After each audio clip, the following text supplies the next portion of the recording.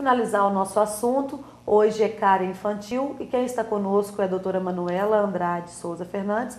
Doutora Manuela, agora sobre a língua, tem que ter uma preocupação também com as crianças? A escovação da língua, além dos dentinhos? Exatamente, Bel. A língua também deve ser higienizada. Hoje em dia, inclusive, o mercado já oferece, né, alguns limpadores de língua, escovas que venha com limpador de língua atrás, né, para poder facilitar a higiene. Por quê? A nossa língua... Não, e esses materiais, eles realmente funcionam porque a gente fica um pouco com a dúvida, porque quando você olha ali atrás, aquele material não te dá uma segurança. Isso. Também dizer às pessoas se realmente aquela parte de trás faz diferença. Eu costumo dizer, Bel, que a língua tem que ser escovada. Sim, mesmo. Porque lá em casa, a gente, né? todos nós, até as crianças, escovam Olha mesmo. só, eu estava te explicando que a língua, ela tem vários caminhos, digamos assim, várias fissuras. São papilas também, que a gente chama de papilas linguais, né? E essas papilas, ela pode, naquele decorrer ali do seu caminho, acumular várias sujeirinhas, né? Então, Bel, a língua, a gente precisa ter muito cuidado com a higiene mesmo, porque em função dela ter papilas linguais, esses caminhos que, né, acaba tendo na nossa língua, o alimento, o resíduo alimentar fica ali, acumulado ali dentro, entendeu? Por exemplo, tem pessoas que sofrem pelo mau hálito, às vezes porque não escovam a língua. Ali acaba ficando resíduo alimentar, Sim. agarradinho ali, né, dessas papilas, nesses caminhos mais profundos da língua. Então, é bom escovar, a cerda da escova macia, não vai machucar, né? Então, passa mesmo, sempre que for fazer a higiene dos dentes, escovem a língua. As crianças também, do modo que nós estamos falando aqui, né, que é mesmo voltado para a criança, tem crianças que têm uma dificuldade maior, outras não, porque acabam dando uma pequena ânsia de vômito, mas até o limite que for possível chegar, faça a higiene da língua também. Aí falando na questão de criança, porque assim, as pessoas que têm criança em casa sabem a dificuldade de introduzir a escovação. Tem alguma dica? Porque a princípio somos nós que temos que fazer a escovação. Isso. Né? Mas depois a gente tem que deixá-los pelo menos iniciar. Você tem alguma dica? Porque é difícil. Isso mesmo. A escova... Em alguns casos as crianças não querem escovar não dente. Querem, tem uma resistência. Né? Olha só. A partir do momento que surgem os primeiros dentinhos, falamos lá atrás, precisa haver a higiene. Escovinha de 0 a 2 anos, por exemplo, para o bebê que começou ali, naquele primeiro momento surgiram os dentinhos. Então você vai pegar com suavidade, você que tem que fazer. Sim. Porque é bebê, pode machucar, pode levar a escova com muita força, enfim.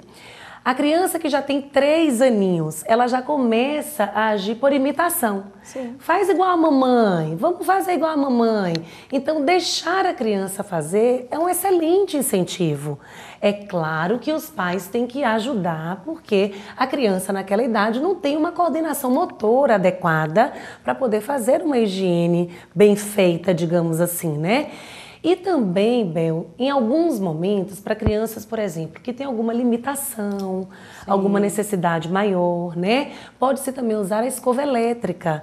A escova elétrica vai estar ali fazendo movimento sozinha, mas com uma supervisão também de um adulto, entendeu? Aquelas pastinhas gostosinhas, as escovas mais com desenhos, isso ajuda?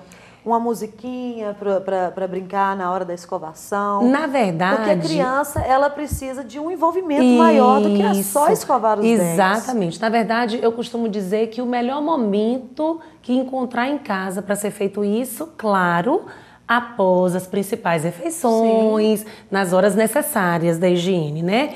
Então, almoçou, vai dar o banho na criança, aproveita, escova o dentinho naquela hora do banho, vai interagir ali com outros brinquedos, alguma outra coisa, né? À noite, após a janta, vai ligar uma televisão, colocar no desenho legal, então põe a criança ali, né, assistindo e vai fazendo também a higiene naquele momento, enfim, é o melhor momento encontrado. E em relação às pastas, eu volto a dizer, precisa ter o acompanhamento do especialista. Sim. Porque se é com flúor, se é sem isso que eu ia flúor, perguntar. não são só pelos sabores que é oferecido pelo mercado, digamos assim, né? Mas e sim a indicação adequada. Porque geralmente acho que até os 5, 4 anos não pode ter flúor, tem alguma coisa assim. Porque às vezes a mãe vai lá, ô Manuela, vai comprar lá no supermercado e pega qualquer uma.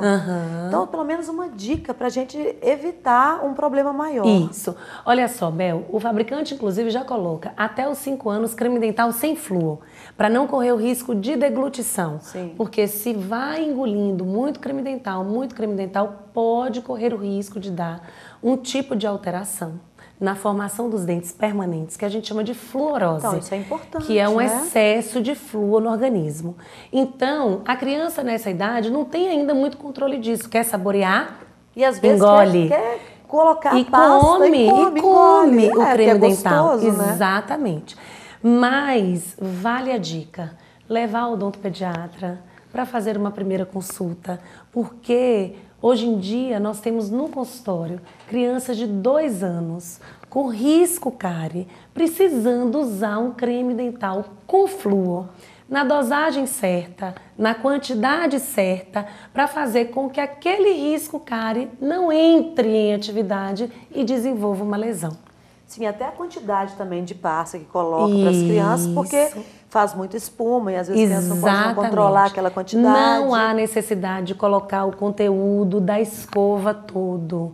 No máximo de 1 grão de alpiste, medida de 1 grão de alpiste a 1 grão de arroz.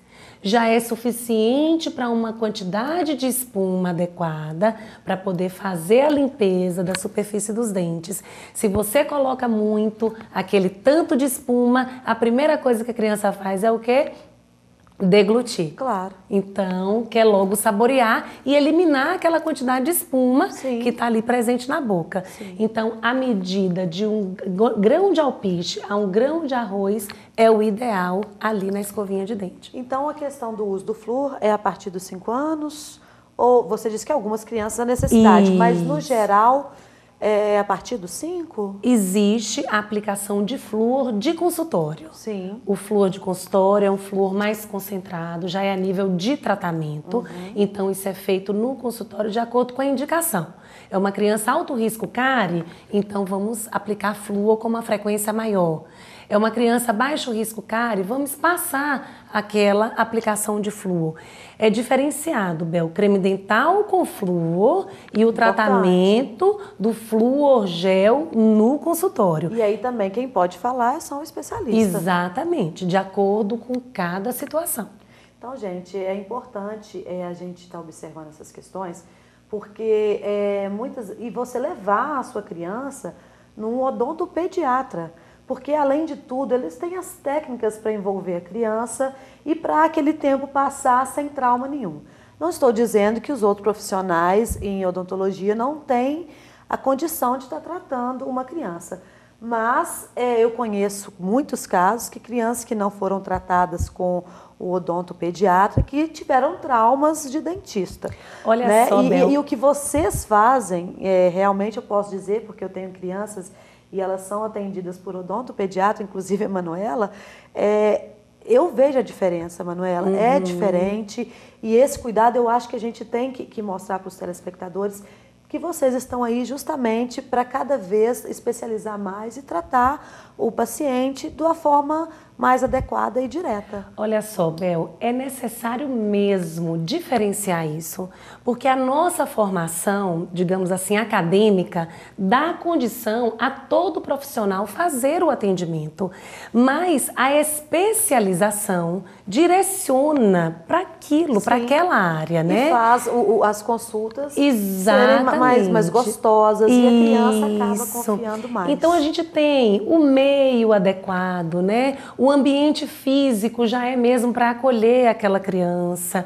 A gente tem a forma de tratar aquela criança, as palavras adequadas para poder lidar, e inclusive com crianças de idades diferenciadas. Sim, claro. Porque eu converso com o meu paciente de 3 anos de uma forma diferente que eu converso com o de 10, né? Até no cumprimento, na hora que chegar na minha sala, eu tenho que acolher aquela aquela criança de formas diferenciadas para poder realmente ele se sentir bem aconchegado ali, né? Então, vocês podem ficar tranquilos quando levar a sua criança a um profissional odontopediatra, porque realmente ele tem a qualificação para poder estar fazendo aquele serviço.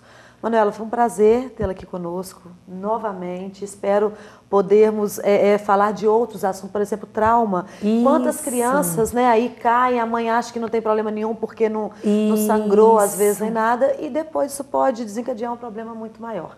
Mas a gente pode falar numa outra oportunidade. Eu quero te agradecer e dizer que é sempre um prazer tê-la conosco. Prazer é todo meu, Bel, né? A sua companhia é extremamente agradável. Muito obrigada. Falar para o seu público também, né? E sempre estarei, assim, total à disposição, tá bom? Obrigada, Manuela. Espero que vocês tenham gostado e até semana que vem, se Deus quiser.